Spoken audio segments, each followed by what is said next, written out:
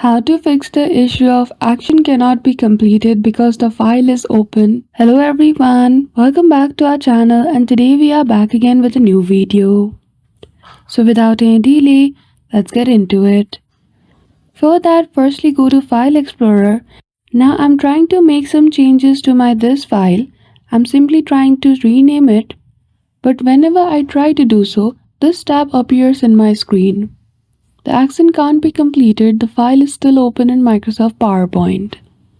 Now, so as to complete this action, simply go to PowerPoint, save your folder by clicking Ctrl+S and close it.